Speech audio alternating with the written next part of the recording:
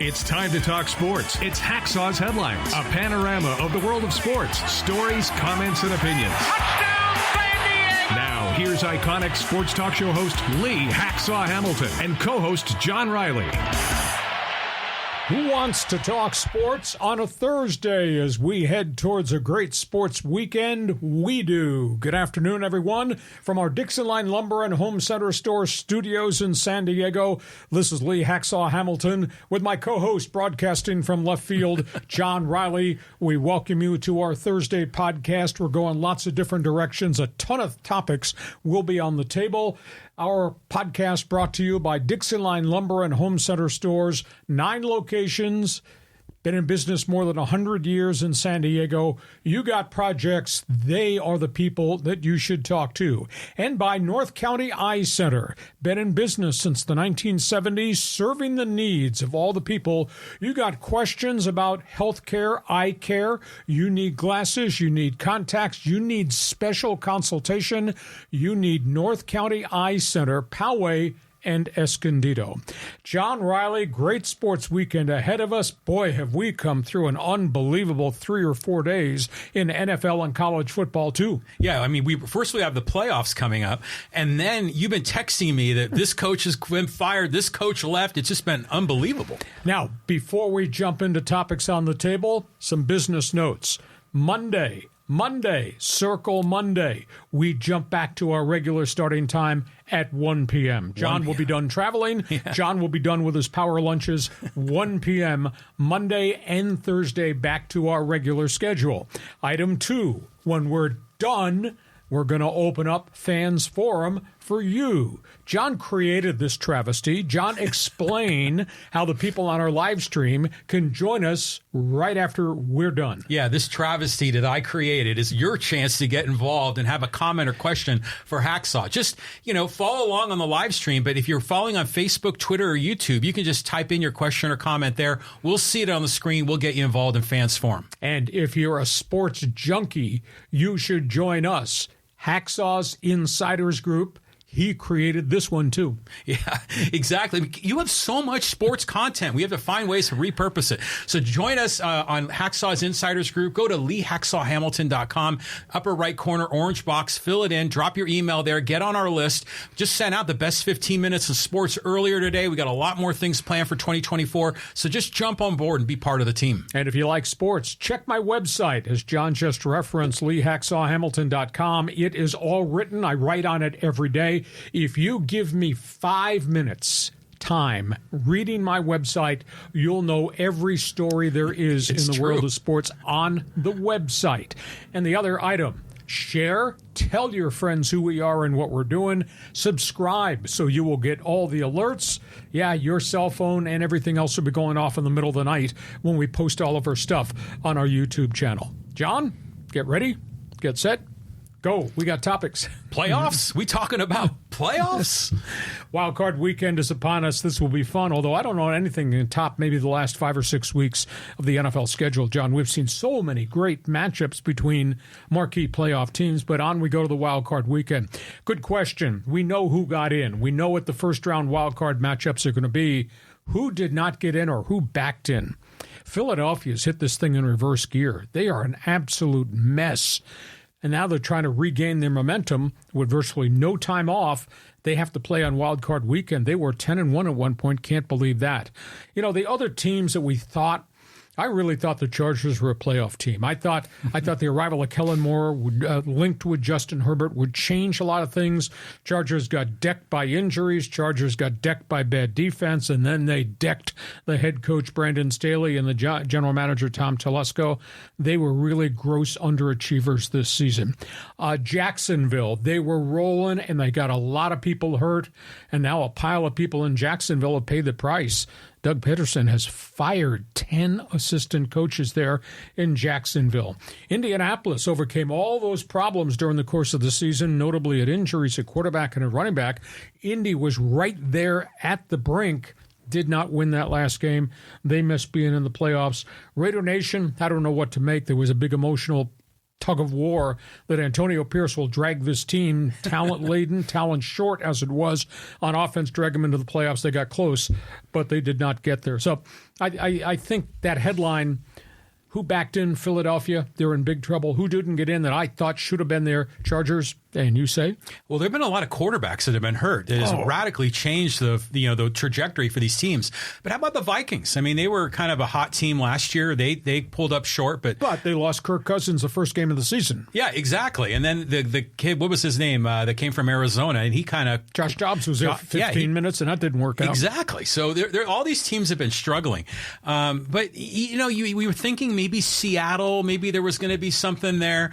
I think people were hopeful that Denver was going to show some improvement with the new head coach and with Russell Wilson. But yeah, it's weird. The Philadelphia Eagles is kind of a conundrum. We'll see what happens in the game. Okay, we're going to preview the AFC-NFC wildcard weekend just around the corner. We're also going to talk about the coaching carousel. You got a football question, jump in now. Get on board for Fans Forum. Question, answer, statement to make. Want to hear what you've got to say. John, let's roll into wildcard weekend. Pick a game. Well, let's go to Kansas City. It's going to be as cold as hell there, right? Miami, Kansas City, winter weather. This is absolutely amazing. The key word of the day is not Tua time, and it's not Mahomes to Kelsey and Taylor Swift. The key word of the day when they play in this wildcard game under the lights at Arrowhead will be winter vortex. Oh, my God. They are talking mega cold. 7 p.m. kickoff at Arrowhead.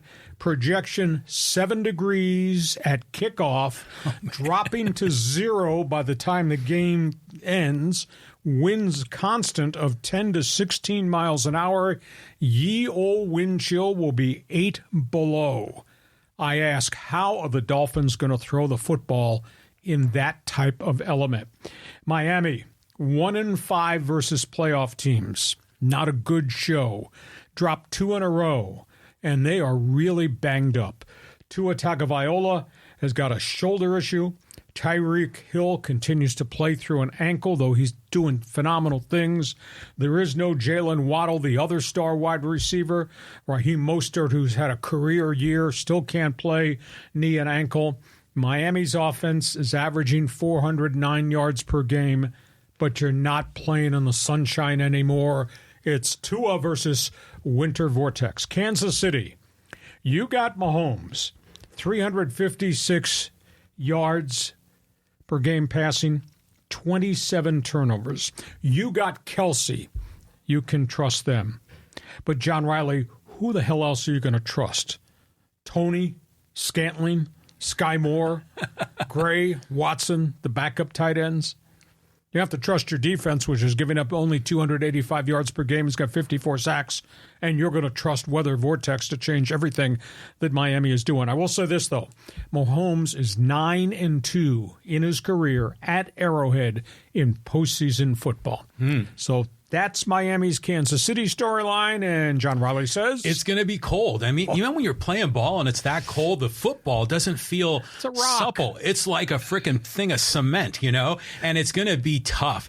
But, Pacheco is on the Chiefs, and he's a good player, and they could pass to him, but he's going to run. I think he's going to have a big day. But it'll be interesting seeing Tyreek Hill on the other side now, playing for Miami in Arrowhead.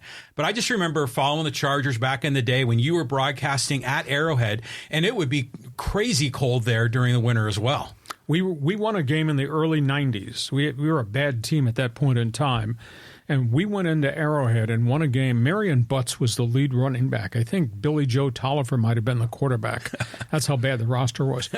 We beat them. We played a late Sunday game in December. Late Sunday, 4 o'clock start, I guess.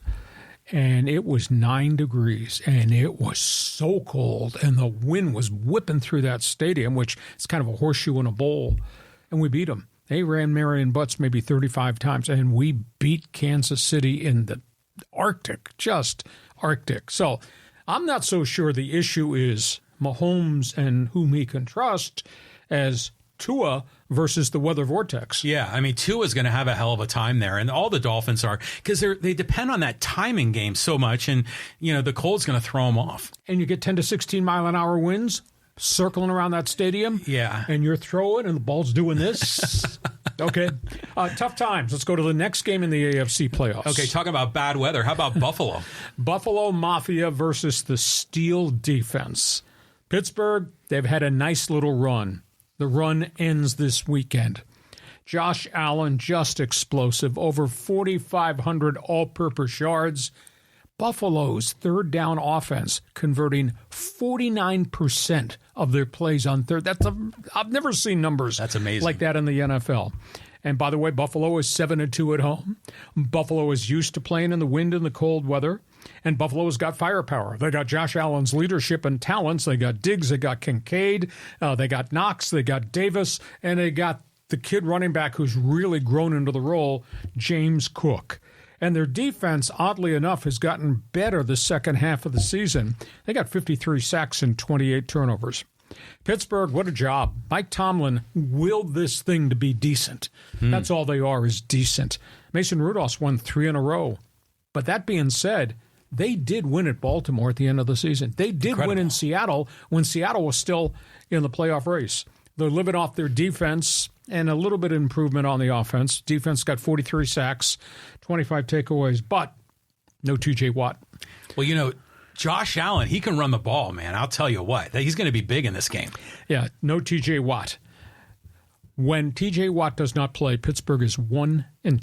1-10. So what do you think is their chance against Buffalo? Yeah. Now, I will say this. Tomlin somehow has gotten his guys to go 5-3 on the road, which I never would have imagined. But I just don't think they have anywhere enough firepower to handle Josh Allen and everything Buffalo's got at the line of scrimmage. And like I said, they're 1-10 without TJ Watt in the lineup. So over and out. Yeah, over and out. I mean, it's been a nice run for the Steelers, but Josh Allen's going to figure out a way. And by the way, why do the Bills call their fans the Mafia? They're all the way out there in Buffalo. If they were in New York or Jersey, I get it. But you never spent any time in Buffalo, my man. Back in the day, yes, there was a Buffalo Mafia. Okay, so that's a real thing. Oh, that's the real deal. That's why they adopted it. Okay, let's move to the next playoff game. Okay, well, here we go. This is Browns-Texans, and this is going to be a fun one. Oh, great headline. Old dog, Joe Flacco. Young pup, C.J. Stroud. Cleveland is 8-0 at home. Flacco, 13 touchdowns, 8 interceptions, 8 sacks, 5 starts. 13 touchdowns in 5 starts. He has really done a good job. They don't have much of a running game, obviously because of the loss of Nick Chubb. They just keep on throwing. David Njoku, the tight end, 81 catches. Amari Cooper's had a career year. Never been like this before. He's got 72 receptions this season, though he was banged up. Houston rolls in. Rookie of the year, C.J. Stroud. 21 touchdowns, 5 picks, 3,844 yards passing, 63% completion rate. I don't know anybody on the planet that thought C.J. Stroud going to that team would put up those kind of numbers. Really? Now he's going to have to face Jim Schwartz's defense. Browns defense. Everybody in the world's averaging over 400 yards per game. Pretty much everybody throws it down the field. Cleveland's defense is giving up 266 yards per game. Wow. In this modern-day era. 46 sacks, 27 takeaways. However, there's problems. They got 3 DBs that are hurt that are probably not going to play this weekend. So that's a bit of a setback for the back end of the Browns defense. And D'Amico Ryans, man, oh man, what a job he's done. Totally. I'm going to be fascinated to see, because they do a lot of creative stuff defensively, if they can slow down and knock Flacco out of rhythm and have him turn the sucker over, because he does make mistakes, even though he's thrown for a lot of yards in the 5 starts. So the Cleveland, Houston, just that mystifies me. I think that's somebody cool. That's a great headline. Old dog versus young pup. Well, it's exactly what it's going to be. But, D'Amico Ryans is a former defensive coordinator. Sure. So he'll be cooking up some schemes for this. This is going to be great because the Browns have the dog pound and the loyal fan base. And the Texans are suddenly kind of better than we expected. So this is going to be my favorite game. Upset in the making. I think so. I would agree. Hey, you're an NFL fan? Jump on board. Tell us what you think about the AFC playoffs, because now we're going to the NFC. John, next game. Okay. Talk about Packers and Cowboys. This is like a classic matchup. It is. And you got the coaches, Mike McCarthy, Matt LaFleur. McCarthy, ex-Green Bay, replaced by LaFleur, who's done a great job. And McCarthy's kind of reinvented himself. New coach versus ex-coach. There is quite a success record in Dallas. And this surprise of what Matt LaFleur's been able to do with that kid quarterback Jordan Love is probably equal to what McCarthy's been able to do in resurrecting Dak Prescott. Dak Prescott, the back half of the schedule, ever since the Cowboys beat the Chargers in L.A. in the middle of the season, Prescott has been unstoppable. Dallas, by the way, is 8-0 at home. Dak's got a 104 quarterback rating, which he has not had in a long time in his career. 32 touchdowns, only 8 picks. Wow. Talk about being reinvented. And I don't know, in all honesty, how Green Bay can defend CeeDee Lamb, Ferguson the tight end, Brandon Cooks, Gallup the other wide receiver, and the boys' defense has got 42 sacks. So this has been a really good year with Mike McCarthy retaking control of everything in Dallas. As for Green Bay, what a breakout season for the quarterback from Utah State. I didn't think he'd put these numbers up. I thought he'd compete, but Jordan Love's got 32 touchdowns, 11 picks, a bunch of kid receivers that nobody knows. They're just red hot. And in his last 8 games, here's a stat. Jordan Love has 18 touchdowns and 1 pick in his last 8 games for Green Bay. Wow. Now, the burning question to me, Green Bay's kind of really come together offensively, but you're playing in the Big D. Is the stage too big for Green Bay in the Big D? And the Packers, I don't think, have a great defense. They're giving up 344 yards per game. That invites Dak to go down the field on them a lot. And by the way, the Packers, outside of the division, they're only 1-5 on the road. So I think this mystical story about the arrival of Jordan Love is probably going to end. Now, if this sucker were at Lambeau Field and if it's cold and snowy, might be a different story. But going into Dallas, you're not only facing Mike McCarthy and Dan Quinn's defense and Dak Prescott and all those fireworks on offense. It's 106,000 freaking people in Jerry's building. Mm-hmm. I think the run, it ends for the Packers this weekend. Well, the Cowboys are like Jekyll and Hyde, on the road versus at home. Mm-hmm. So everything says the Cowboys should win this game, but we know that they choke in the playoffs all the time. So do you think there's any chance of an upset here, Lee? No, unless somebody gets hurt. Mm-hmm. I just think there's way too much firepower that Dak's got at the line of scrimmage. And like I said, Green Bay's given up gobs of yards. And I just don't know that Jordan Love can hang in there if it becomes a throwing contest. Now, the only thing that might change it is if they can run the football. And Green Bay's got 2 really good running backs led by Aaron Jones and A.J. Dillon. And if they can play power football, run the ball, keep the pass rush off Jordan Love, and keep Dak on the sidelines with Mike McCarthy, maybe. But nah, because I just don't think Green Bay's defense can slow Dak Prescott and all those wide receivers down. Those guys are going to be running up and down the field all day. Yeah, that's going to be a game. I'm looking forward to it. We move on. Next game in the National Football Conference. Boys, this is a great bunch of storylines here. Yeah, the Rams and the Lions, and these 2 quarterbacks are like swapping roles. The whole world appreciates what Dan Campbell's done in Detroit. A lot of people, myself included, unbelievably pleased with what McVay has done resurrecting Rams football. You know, one storyline there, good headline, Stafford versus Goff. 2 quarterbacks that were traded for each other. Beautiful. And neither one left on good terms. Stafford was peeved at all the losing in Detroit. It was a one-man gang. Goff felt he was mistreated in L.A. and he didn't grow as a quarterback. Change of address has really helped both sides. Stafford wound up going to the Super Bowl, and look what Goff has emerged into. And then you got the matchup of master motivators. What McVay has done with a roster that needed to be rebuilt with everybody wearing name tags because they had so many new players, that's impressive. And what Campbell has done over a 3-year window of inheriting a disaster is phenomenal. Lions' first home playoff game in 30 years. Incredible. You had dark hair the last time they played at home. Lions have not won a playoff game since 1992. Unbelievable. Yeah, so that's when gas was $2.12 a gallon. Yeah, in California. There's no doubt that Detroit's got the great balanced offense led by Goff, led by Amir St. Brown, led by 2 running backs. I don't know if the star tight end Sam Laporte's going to play. He got dinged last week. He's got 76 receptions. What's made the Rams great? Quarterback has been upright all year. This running back from Notre Dame, Kyron Williams, has become a stud pounding the football. The Rams found Puka Nacua, 106 receptions out of Brigham Young. You add him with Kupp, Higbee, the late arrival of the ex-Kansas City Chief receiver. Hell, maybe he should be at Arrowhead. Demarcus Robinson, who they got rid of.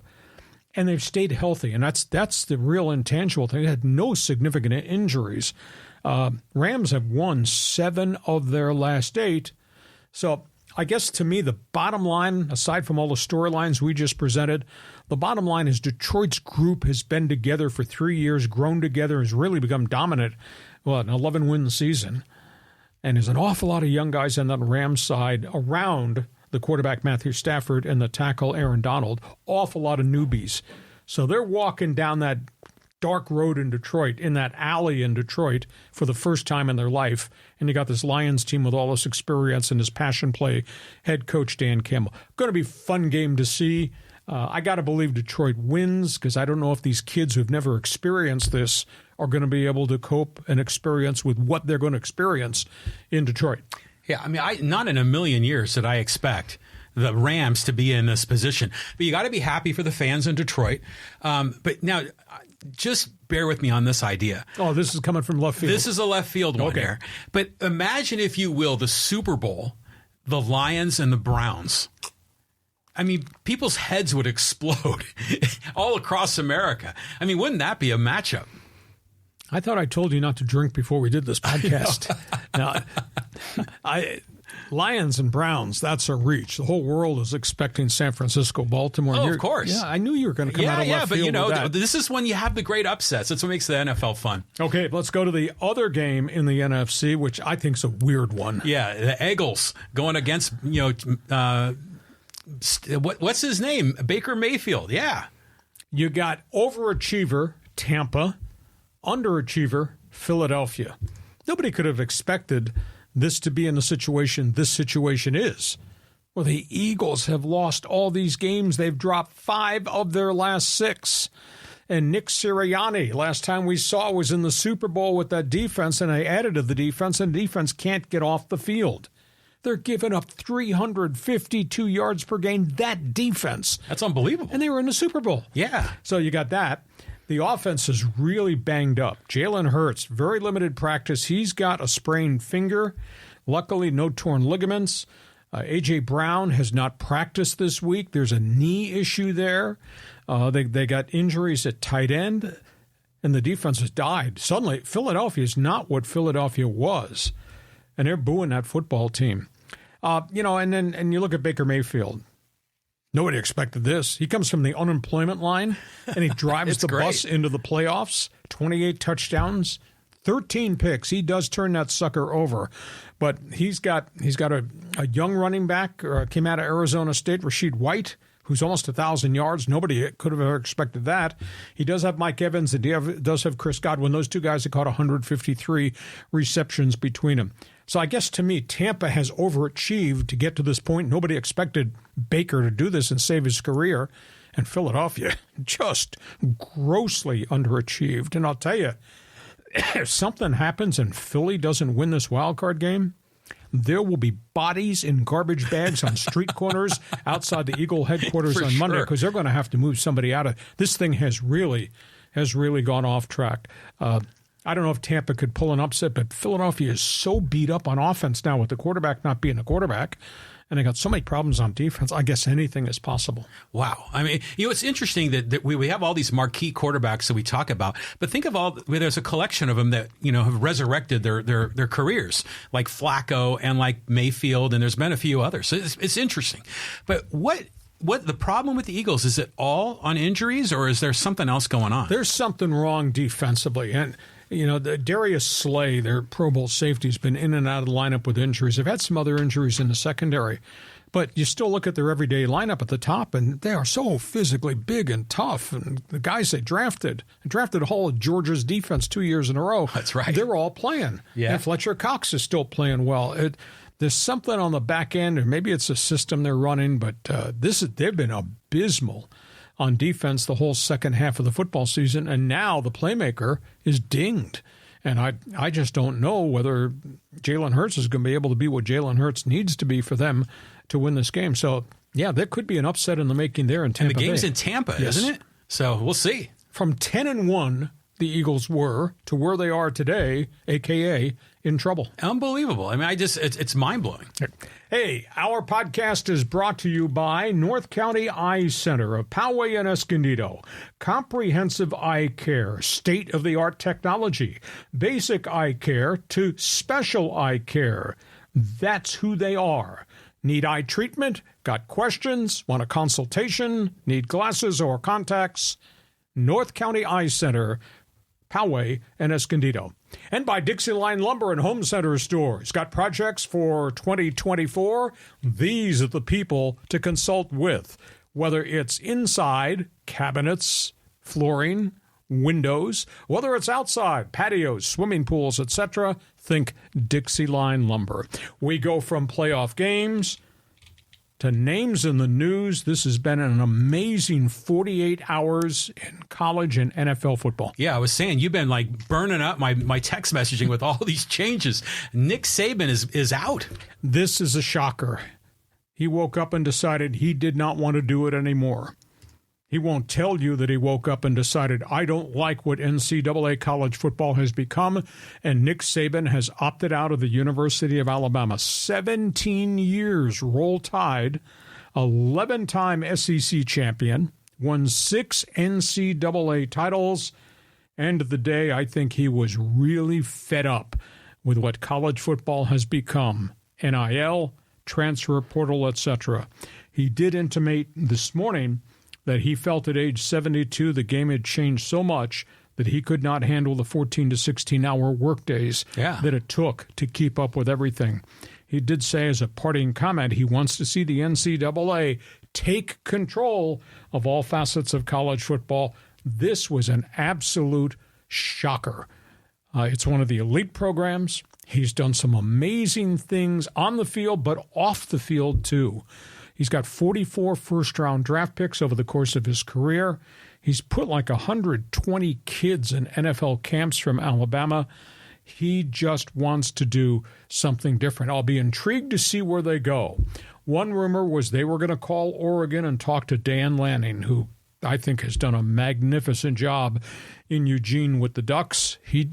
Dan Lanning said today, there are a lot of great football programs in the country. I happen to be coaching at one of them. I'm not leaving Oregon. Yeah, good for him. Now, there is that Alabama might look to the east, because who's the next Crimson Tide guy that's over there in the ACC? Dabo Swinney. And Swinney's kind of frustrated with what's gone on in the ACC and their method of operation, and he doesn't like the NCAA new set of rules and all that junk, too. I don't know if Swinney would leave. Would Swinney go home? I mean, he played at Alabama. He's a graduate of Alabama on the Alabama staff.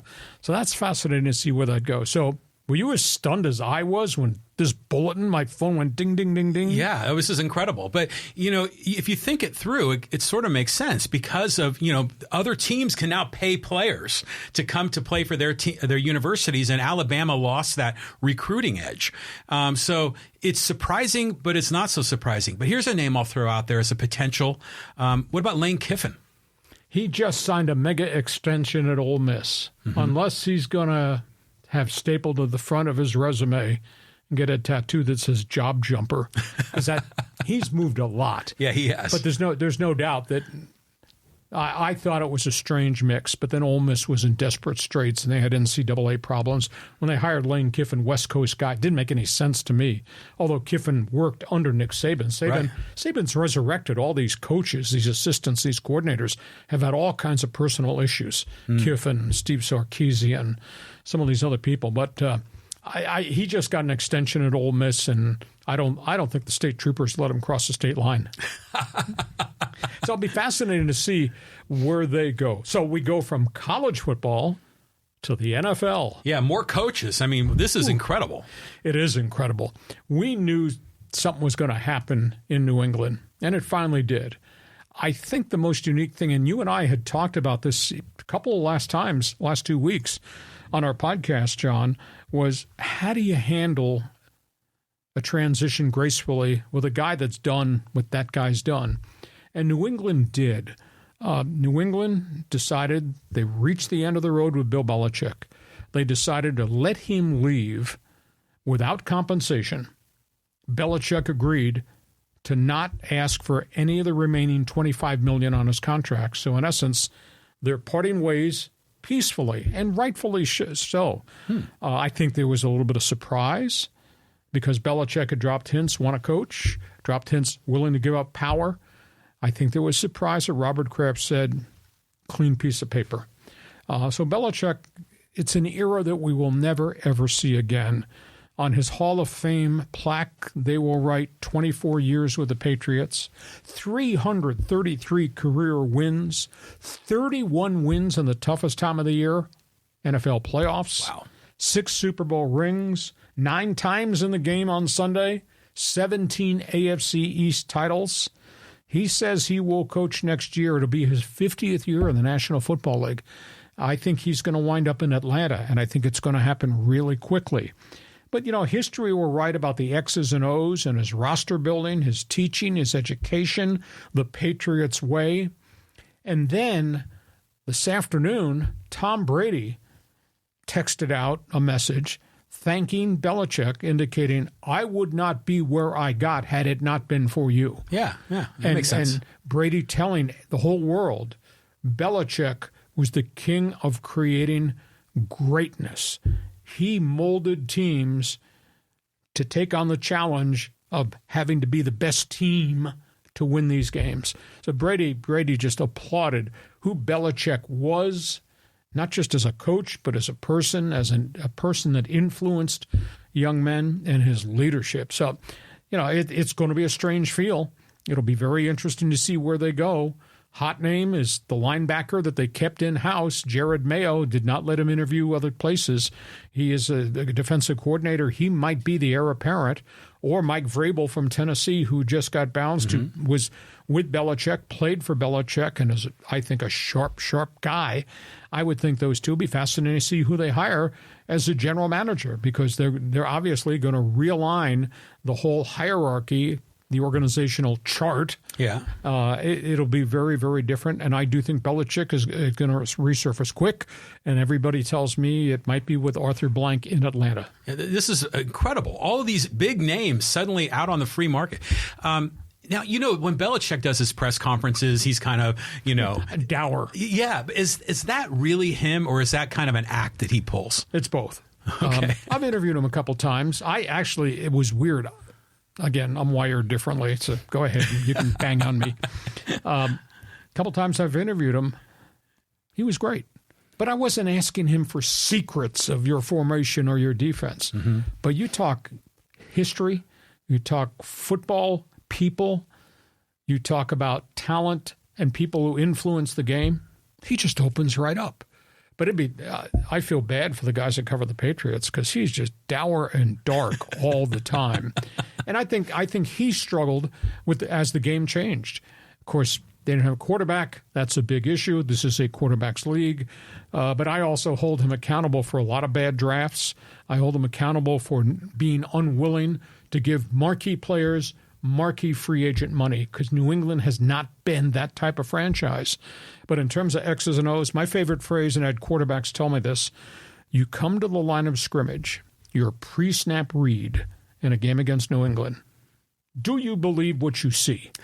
Because when you snap the ball, what comes at you might be very different from what your pre-snap read was. Yeah, I'm sure. And I think it takes a unique intellect of player to be able to play Belichick's system, so he was spectacular. Now, the question, do you think his brand is tainted because of Deflategate and the spying and all this other nonsense that's going on? It's going on there, then it's probably going on other places, but no, I don't think so, because he did it for so long and was so successful. Granted, Brady was the trigger man in this whole thing, and I think their record since Brady retired is 28-38. But creative genius, just amazing. Now we'll see if he can reinvent himself if he winds up with the Atlanta Falcons or the Washington Commanders. The other guy who vacated, and I didn't expect this, was Pete Carroll. 14 years. He had said Monday, the season-ending press conference, he wanted to coach a year 15.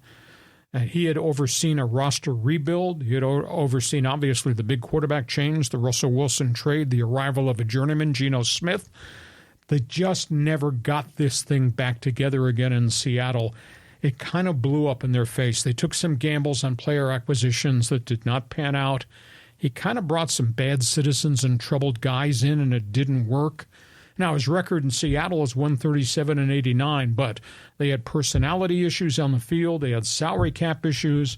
They had injury issues. They had hot and cold quarterback play. And once the Legion of Doom, which was the defense of Russell Wilson's Super Bowl team, once that Legion of Doom got old, the Richard Shermans of the world left the NFL, they just never replaced him with the same type of player. And then some of the people they brought in, Jamal Adams, a safety from the Jets, just seemed to be trouble waiting for to happen on the field, off the field, etc. So I was a little bit stunned. He wants to coach.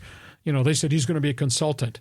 He wants to coach. Yeah. Now, if I'm king and I'm running the Chargers, I'm going to interview Harbaugh, and I'm going to interview Pete Carroll, and then I'll interview whomever else might be out there. But these guys have now pushed their way to the forefront of must-have interviews. So fascinating. So your response in Seattle? Yeah, I was surprised by the whole thing. Pete Carroll is a very likable guy. Whenever he's interviewed, you kind of like him. But I know the Seattle fans have been really frustrated with him and some of his decisions he's been making with the team. I mean, what's your angle on that? Well, they've gone through transition. You know, it's honest. All honesty, Geno Smith is not Russell Wilson at quarterback. That's an issue. Yeah, they got 3 wide receivers. They're paying them a lot of money. Tough to catch bounce passes in the NFL. And those guys, led by DK Metcalf, have had a lot of injury problems. They've gone through a monster number of running backs. All of them got hurt, including the Aztec, Rashad Penny. Yeah, it took them forever to reload the offensive line. This year, they had a good offensive line. It's the first time in about 4 or 5 years. And the defensive side of the football team has just been constant turnover, etc., and they never, ever really adequately replaced the Legion of Doom. I think he did a good job, but it's not the same player personnel roster, and I think you add into that injuries, and then you add into that some attitude issues, too. How old is Pete Carroll? He's 72 going on 52. Yeah, he does look really young. Oh, he's a firebrand. Yeah. He's storming up on the sidelines and running stadium steps before the game. And that's incredible. He's one of the more unique guys I've ever met in the NFL. I enjoyed my interaction with him when I was doing talk show radio, and he was at USC. And, of course, the job he did at Southern Cal with the Trojans for that group of years in the Reggie Bush, Matt Leinart era, just absolutely spectacular. So we got those coaches. We'll see where this thing goes going forward. Hey, we get to halftime. Our podcast is brought to you by DIXIELINE Lumber and Home Center Stores. John, let's talk for a second about projects, because I can create projects. I just can't accomplish them, but I know you're a wizard at building things, but you need DIXIELINE's help too. Yeah, it's funny. I went out to lunch with the folks at DIXIELINE today, and they were telling me the story about how, axe throwing. You ever seen that? Yeah, big in North Dakota. Well, yeah, and it's kind of a fun thing here too. And there were guys that were running these axe throwing places in Kearney Mesa, like right off a Convoy, and they were rolling into the DIXIELINE store buying lumber. And the manager, he's telling me the story. He was asking, where'd you get that lumber? Or what do you need this lumber for? And he goes, oh yeah, we're doing it for axe throwing. So sometimes people use lumber in the weirdest ways, but DIXIELINE's got it, man. Those guys have been around in San Diego for 100 years. So you got projects. These are the people you should do business with. DIXIELINE Lumber. And our podcast is also brought to you by North County Eye Center of Poway and Escondido. From glasses to contact lenses, you got questions, problems with cataracts to glaucoma to cornea situations. They provide extensive screening programs for people of all ages, vision test for the young, for the old, in addition to the dry eye treatment program that they have just developed. North County Eye Center, Poway, North County Eye Center, Escondido, people you should consider. Before we start the second half of our podcast, couple of business items. We'll be back on our regular schedule. Monday bonus podcast at 1 p.m. Next Thursday, back our regular time at 1 p.m. When we're done talking to you, telling you about all the stories, your turn to tell us what you think. John, explain for everybody on our live stream about what we develop Fans Forum. Fans Forum. But people are loading up. I see John. I see The Enduring. This is going to be a good name there to talk to. Angel is in here. Angel always posts a lot in Fans Forum. He's a good guy. Kevin, Hugh, 4XLRA. Who else we got in here? A lot of other guys that all want to get involved. There's Jay Jacobs.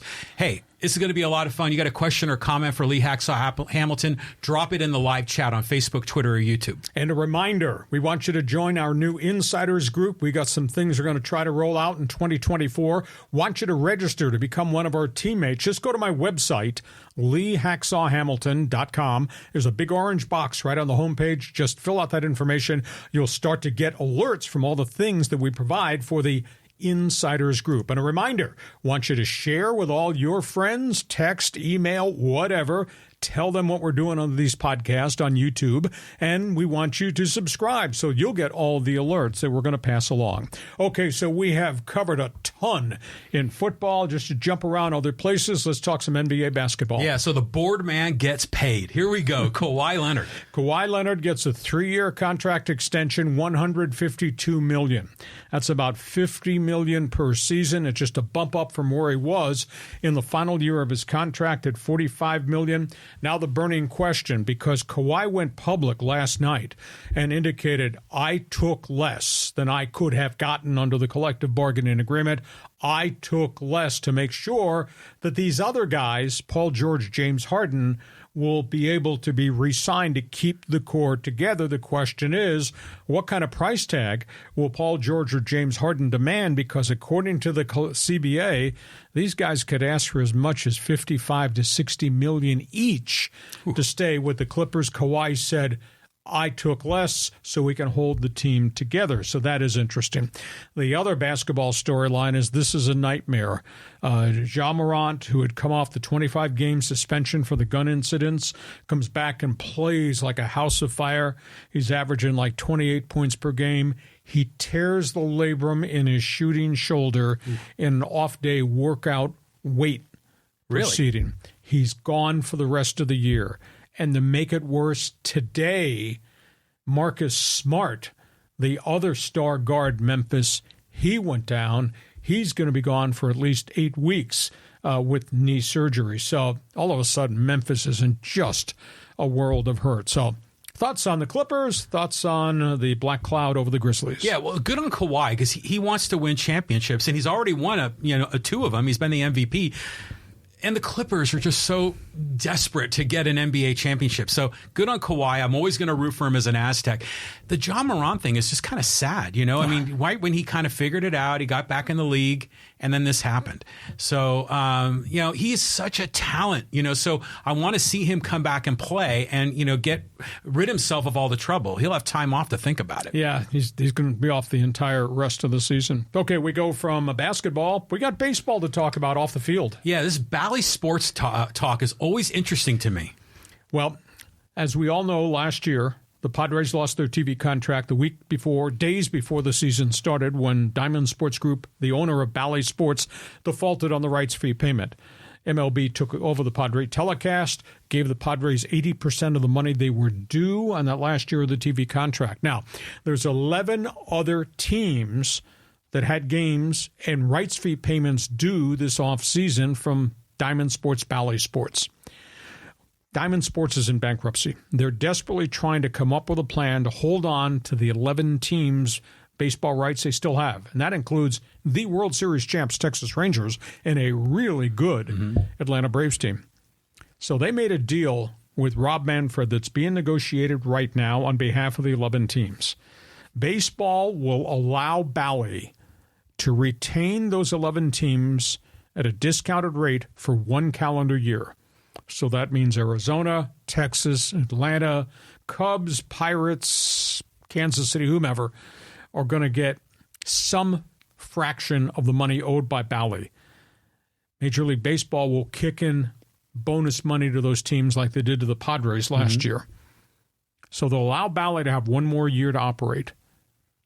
And then MLB will take over all 11 teams, bring them on board with the Padre package and whomever else they get to create the full streaming service that Major League Baseball wants to operate from. There was a last-minute bid that was really weird. It came from Amazon, those guys. Those guys. Okay. Amazon at the last minute offered Major League Baseball, let us loan Diamond Sports, Bally Sports $150 million, and then we'll negotiate with the teams going forward.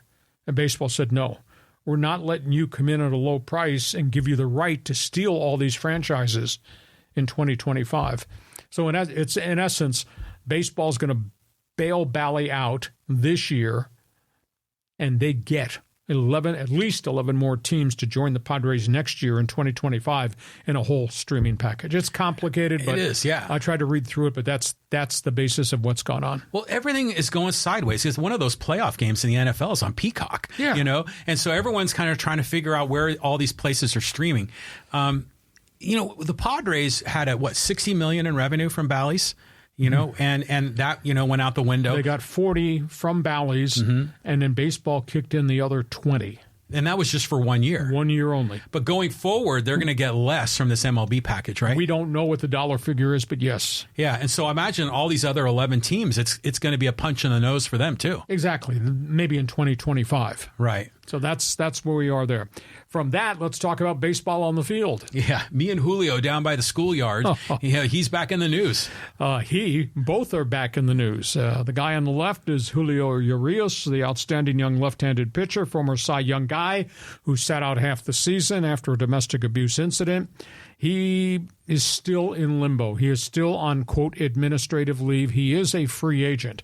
However, the L.A. District Attorney refused to file felony assault charges against Julio for abuse of his wife in an argument at a stadium after a soccer game. He threw her against a fence and then he pulled her by the hair.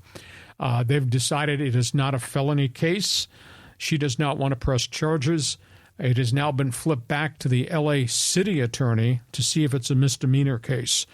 At the end of the day, I think he gets suspended as a second-time offender by baseball. He got 20 games a couple years ago for a domestic incident. I think he gets 30 or 40 this time, even if he never gets charged. The fact that he was in that situation, and there's all that evidence and people that have testified. So even though he's a free agent, I don't think he'll be back for the first half of the baseball season, even though no charges have been filed. No charge has been filed against that guy, the toxic talent that is obviously Trevor Bauer. He says, I deserve a chance to pitch. You know what? He's 83 and 59, but he's just never showed any remorse. He indicated, yes, I was reckless for what I did. He's never said, I'm sorry for what I did. He's never showed 1 ounce of remorse. He's been at war with everybody. The woman who alleged she was assaulted, the lawyers who said what they said, that he was going to sue, the media who he filed a lawsuit against. He's dropped all those lawsuits now. He's never said he's sorry. So at this point in time, with virtually all marquee pitchers off the board, with the exception of the aces up at the top of the free agent market, no contract. So, John, you tell me. Well, I'm kind of wondering, like, if you were the owner of an MLB franchise, would you want to sign either one of these guys? I mean, with all the baggage that they bring, is that going to be too disruptive and a PR nightmare and making season ticket holders upset? Or is it worth it, especially when there's such a lack of quality pitchers on the market?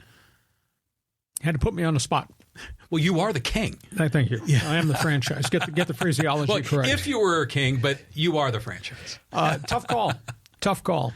I guess I would sign these guys to incentive-laced contracts that are ironclad. There's no doubt there's talent there. There's no doubt what Urias was 2 years ago before he got hurt early last season. There's no doubt what Bauer accomplished. But I would sign them with the understanding, I'm giving you 1 year, $8 million, and I'll give you an $8 million group of incentives. If you stay out of trouble and you pitch 15-6, you'll get all your money and you get to be a free agent because you will have resurrected your career and resurrected your reputation. Mm-hmm. You step off the line, you're going to pay me back. If you get disciplined by baseball, you're giving me money back. I mean, Bauer forfeited like $31 million of Dodger money in the midst of this 194-game suspension. So I would offer both of them. Would there be a lot of flack? Yeah, there probably would be some. But at the end of the day, hey, Anaheim, who has signed nobody. Yes, Anaheim, 1-year rentals with strict rules about who you are and how you're going to act at an affordable price. Why not? Am I right or am I wrong? Well, I think Anaheim makes sense, because they're so desperate for talent. But imagine if you were an owner and you took a risk on one of them. Well, why not take the other? Take the both of them as a package deal, because you're either going to upset the fans or not. And if you're going to make that move, go for it. But of the two, who's better? Oh, I think Julio's got much more upside because he has already proven it. Bauer's rock solid, but Bauer's off center too. Yeah, mentally for sure. It's a tough call, but the Angels, as we sit here on a Thursday, they cleared the $30 million from Ohtani's contract. They've only spent $6 million to sign 5 plug-in 1-year rental guys. What are they waiting for? I concur. Now maybe they're waiting to see if it's time to move on these guys, but they desperately need pitching. Could you imagine, though, if they took the gamble? And I think the gamble would work out, at least on the mound when you give them the ball, and they did it with ex-Dodgers. Angel fans would be so fired up to have both of those guys. Okay, so if you're a baseball fan, Fans Forum, you need to jump into this. Throw a beanball if you have to, or just give me a high, hard one. Would you do this type of contract that I am proposing? From baseball, let's go to the last topic on the table. This is kind of surprising. Yeah, Tiger Woods in the news with Nike. Yeah, good headline. Swoosh ends the deal. There you go. Nike, 27 years with Tiger Woods they were the first corporate sponsorship that jumped on board when he came out of Stanford University. The 27-year contract is over. Nike, who created a lot of great imagery with Tiger Woods as Tiger took control, reinvented the game of golf, they stood by him when he was a Masters champ. They stood by him when he was involved in the mistress scandal. They stood by him in all the questions that have not been ever answered about the SUV crash. They stood by him with the surgeries and the comeback.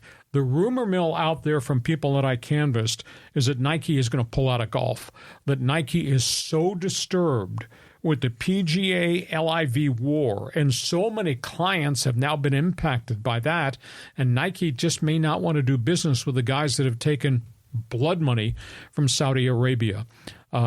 They praised Tiger to the hilt in terms of who he was, what he became as a player, did not mention very much about the person who was Tiger Woods, but 27 years, that's a hell of a run of endorsements. Yeah, for sure. And he was one of the big-time guys in endorsements like 20 years ago when this whole thing went down.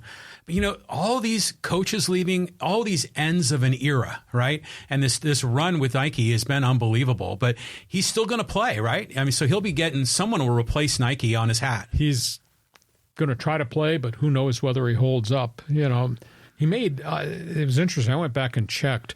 He made like $505 million in endorsements over 27 years, in addition to 85 career victories in all those Grand Slam events. Yeah, good for him. Phenomenal run. Hey, we think we have people lined up here to ask questions. Our podcast is brought to you by North County Eye Center, Poway and Escondido. You have what I had, eye problems. You need them. North County Eye Center, Poway, Escondido. And by DIXIELINE Lumber.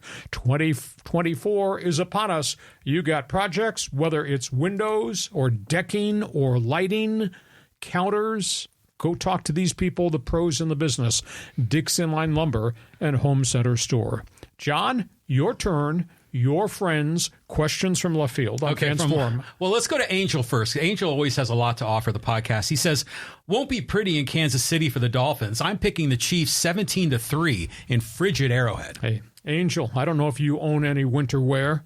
You tell me how you throw the football when it's 7 degrees going down to 0 and the wind chill's -8 and that wind is 8 to 16 miles an hour blowing across the field. The Sunshine Boys are not playing in Miami.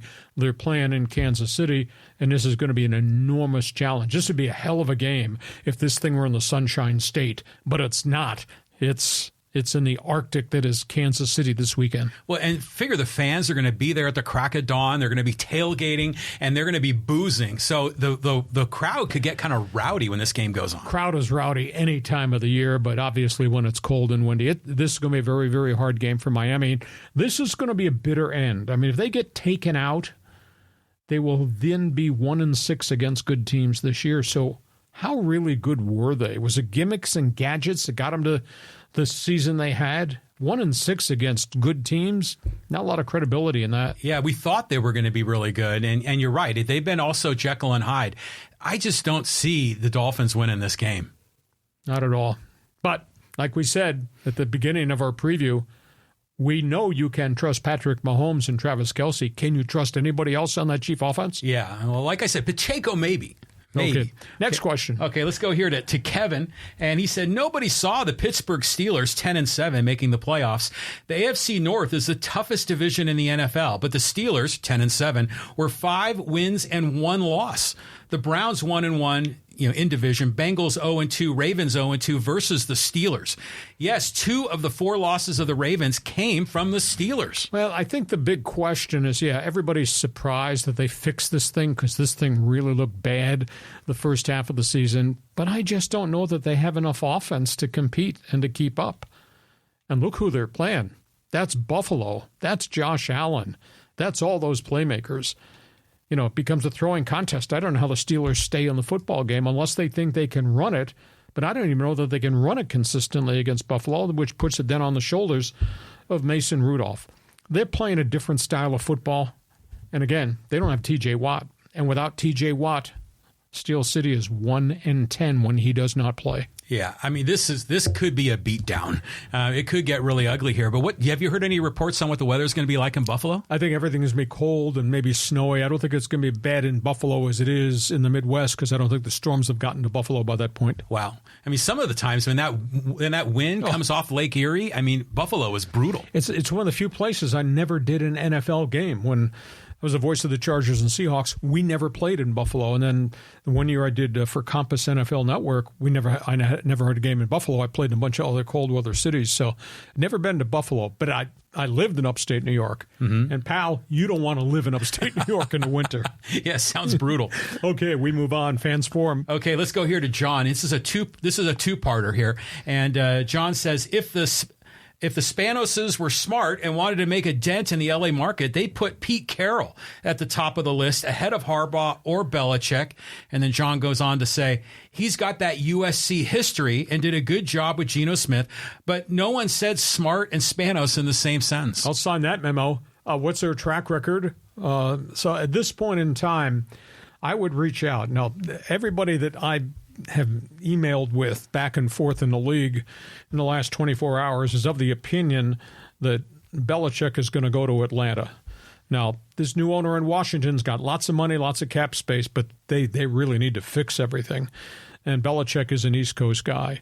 But if I were the Chargers, I would see if Belichick wants to interview. I would see if Pete Carroll wants to interview because I believe he still wants to coach.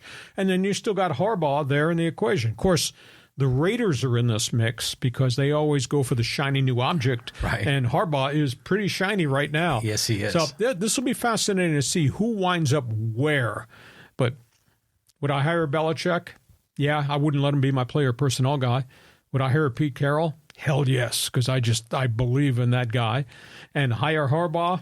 Look what he's accomplished. NFL, what he accomplished at Michigan. But he wants full control. And last time I checked, John, thanks for the job, Dad, Spanos, is still, quote, president of football operations. So that'll be intriguing to see how much power they give the new coach coming in the front door. Well, this has always been interesting because for the Chargers, we figured it was Harbaugh and then everybody else. But that changed because all these other dominoes just fell. Exactly. So now there's all these other opportunities. But this comment from John makes sense. Pete Carroll has a good history. I mean, NCAA violations aside, he won at USC. So the fans would be supportive of him there. And LA fans might actually start paying attention to the Chargers if Pete Carroll was running it. There are 8 NFL jobs that are open. And all of a sudden, all these new names have become available. Because everybody had wondered whether Belichick would exit New England. Everybody wondered whether Harbaugh would leave Ann Arbor, even though he's got this massive contract offer on the table. And all of a sudden, Pete Carroll's in the mix, too. And you got the hot coordinators. And then you got the veteran guys who have resurrected their careers, the Dan Quinns of the world. So if this thing's going to happen, it'll be interesting how fast, which domino goes first. But if I'm Charger man, I talk to Pete Carroll because I think he is just an ideal fit, football-wise, personality-wise, market credibility-wise. Oh yeah, and being in the limelight of L.A. and Hollywood, he fits. But do you think Nick Saban would come back to the NFL? No, he's 72, and I think he's elected to stay away. He's indicated he's going to be the assistant to the president of the university. He's done a lot of fundraising for Alabama, and he's done a lot of stuff in the community. He built like 13 houses for the poor in Tuscaloosa. So he's really entrenched there. So I think he will enjoy his life, and he'll be the assistant to the president at Alabama. Okay. Moving on. Okay, here, let's go to the Enduring. He says, if Harbaugh stays at Michigan, I could see the Chargers going after either Kalen DeBoer or Dan Lanning. I don't think either one of those guys wants to leave. Lanning has already turned down the opportunity to interview at Alabama. Last year, he turned down opportunities at a couple of other places. I think these are college guys, and I think they'll stay.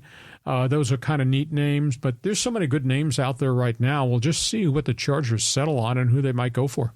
Yeah, Kalen DeBoer is kind of a cool guy, isn't he? I mean, he kind of just appeared out of nowhere, at least on my radar. But we already talked about Dan Lanning making that switch. We're going to get surprised, I bet, in a lot of these cases. Some of these big names may end up in places we don't expect or may not even get hired at all. Well, I think the most unique thing is there are so many veteran coaches who have rebuilt their resume. Dan Quinn, Dallas. Look what he has done. Jim Schwartz, Cleveland. Big time. Yeah, Raheem Morris, Rams. So these are all, can I have a second chance, who've now shown they went back to other places and reinvented themselves. So you've got yourself 8 job openings. You might have a good 10 to 12 really quality names. You have to determine which is the best one. Do you think NFL players rally more for an older veteran coach or for a younger innovative coach? Good question. I think sometimes it has to do with what you just had that left, why it didn't work and how it failed. And you want somebody different. You either want a communicator rather than a hard-ass taskmaster. You want a guy that has a relationship with young players versus an old-time warrior. You need somebody that's going to fix your bloody offense. You might have had a defensive coach. Yeah, I think all clubs have different priorities and different critical needs. Players respond, though, to whomever comes in the front door because they trust that this guy is going to mold a good situation for us. Okay, moving on. Let's go to Angel. He's got the Angel's comments. He got a ton of them. They're good, though. MLB on Amazon Prime would be a good idea. It'll just be like Apple TV with MLS.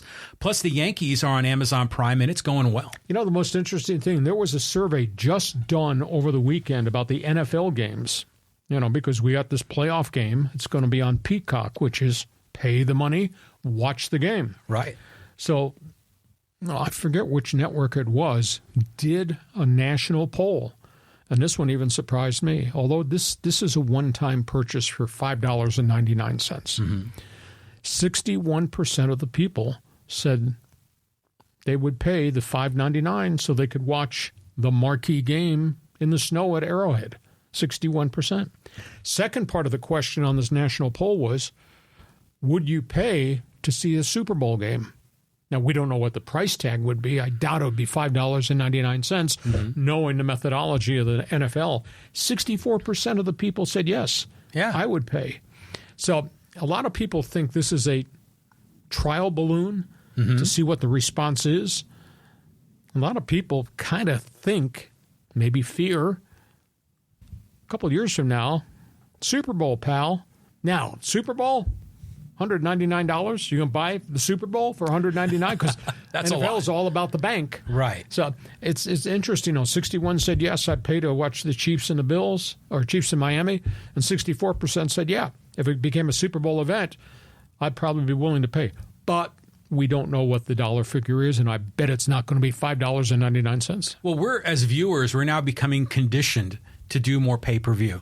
And on one level, it sounds horrific, that they're gouging us. But on the other hand, if they could, break down those big cable contracts or subscriptions, you have to pay $200 a month and you get the home cooking channel and all these other crazy channels you never listen to. Westminster Dog Show. Shut up. Well, I like that. That's good.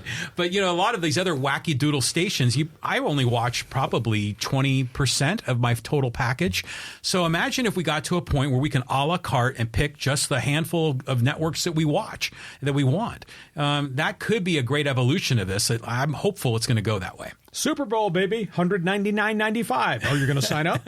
Well, if we have a Super Bowl party and everyone kicks in $5, we can make it work. Okay, move on. All right, let's go here to Danny, and he goes, Hacksaw's the best. Damn right, bleeping brilliant. Thank you very much. All right, let's go over here to get some social media comments, and there was a lot of really good ones here too. And let's go to... Here's Aztecs. This is from Tony. He says, go on and laugh about UCLA losing to Northridge.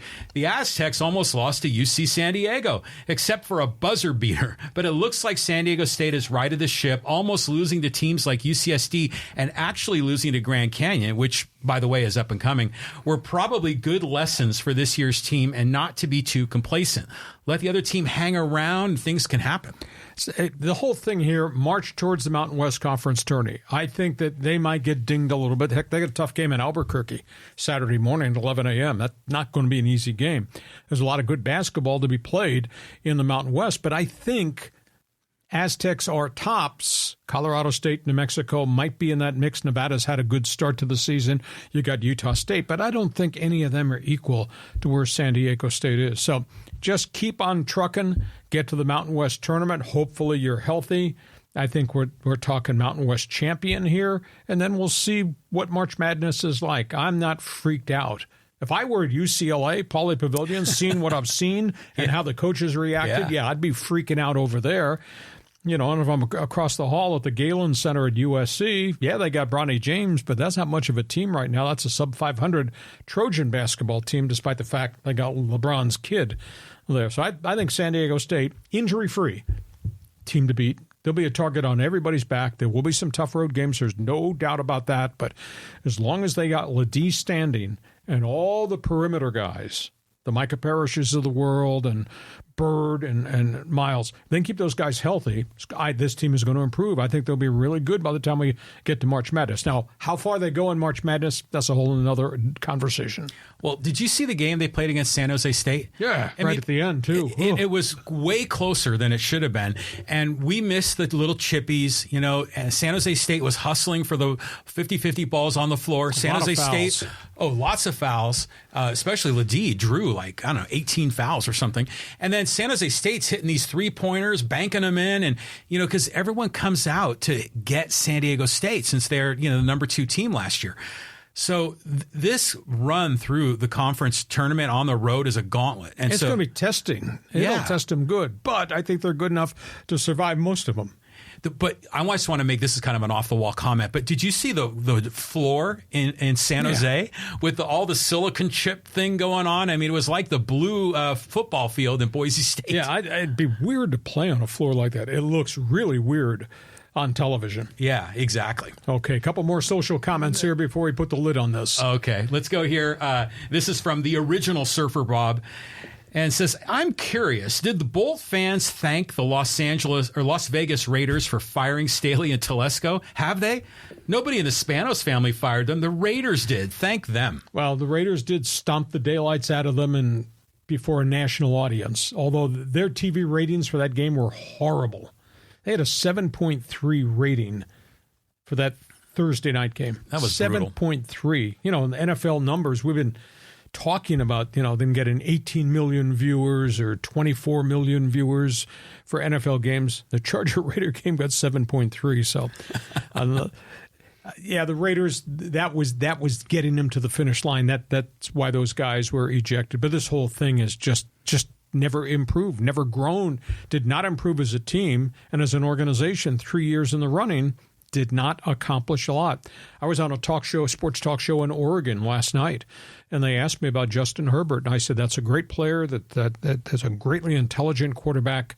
He's a tremendous team leader, and the organization has just never done what they needed to do, put a lot of good people around him, and keep him healthy and grow this thing. They have never, ever improved on a year-by-year basis with Justin Herbert. He's 30-32. Can you believe that? Oh, incredible. I mean, and it's, they had Phillip Rivers. They've had other quarterbacks that they never felt like they lived up to their potential. But I always think it goes back to ownership all the time, doesn't it? It has to. I mean, that's the head of the snake. You're criticizing the first family of football. Yes, the first family of football. Is currently in last place in the AFC West. Okay, let's do one more. Okay, I want to get another one here. It's another Raider comment. This is from Baja Alfredo. He says, not a Raider fan, but they know how to party. Hacksaw, lighten up. You could use a stiff drink or two. I'm waiting for you to deliver margaritas to us. Raiders record. You go back. Google boy. You just go back and Google year by year Raiders one-loss record and take this sucker back into the 90s and just compile what their record has been over the last 15 years, 20 years. I'm not talking about the years in which they won the Super Bowl trophy, a.k.a. Marcus Allen, Ken Stabler, and all that. Mm-hmm. I'm talking about Las Vegas Raiders in the final decade in Oakland. Total that one-loss record up. Write me back and tell me I'm wrong for critiquing what the organization has become. Hey, you got a right as a Raider fan to party hardy. You got a right to get loaded. You got a right to smoke joints. I don't care. But don't tell me greatness. Greatness used to be in the future. Their greatness is in their far distant past. Well, remember when they had that record? I know they were undefeated on Monday Night Football or something like that. Back in the day. Back in the day. Way back in the day. Yeah, that was when Howard Cosell was still doing the announcing. But the Raiders, the history, I mean, they always say the mystique. And that's a perfect word for it, but it just no longer applies. I mean, it's just not there. And I always liked Al Davis, the vertical game, and he kind of had like a brand. And I don't know what the Raiders represent anymore. I'm waiting for Baja Alfredo to go compile that one-loss record of Raider football. And next week, join us on Fans Forum and just give me the number of what their number is. And don't make any reference to the dusty, dented trophies from yesteryear in the back of your garage. Hey, listen, we hope you have enjoyed our podcast. Thanks for joining us on our Fans Forum. Want you to tell all your friends what we're doing. Want you to subscribe so you'll be able to get all the alerts every time we put things up on the YouTube channel. Your cell phone will be going off at 3 o'clock in the morning. We guarantee you that because that's when we post all this stuff. We also want you to join Hacksaw's Insiders Group. Go to my website, LeeHacksawHamilton.com. Big orange box right on the front page. Fill in the information so you'll start getting alerts. We're trying to plan some kind of unique things in 2024, so hope you will be with us. Our podcast brought to you by the North County Eye Center, Poway and Escondido. You will need help with your eyes. When you do, think about them. I went there. I'm really pleased. North County Eye Center, Poway, Escondido. And by DIXIELINE Lumber and Home Center Stores. You got projects? Build it or fix it. We guarantee you'll enjoy it in 2024. DIXIELINE Lumber, 9 locations to serve you. John Riley, take a deep breath. Here comes a great sports weekend. We got playoff football we're going to cover on Saturday and Sunday and Monday. This is going to be cool, and we'll be back on Monday at 1 p.m. I'm looking forward to that, and it's going to be nonstop football this weekend. It's going to be terrific. Hope you've enjoyed the topics on the table. Thanks for being part of our team. Thanks for joining us on Hacksaw's Headlines. Join us again for Hacksaw's Headlines on YouTube, Facebook, and Twitter. And find the audio version on your favorite podcast app. Touchdown, San Diego! For more content, go to LeeHacksawHamilton.com.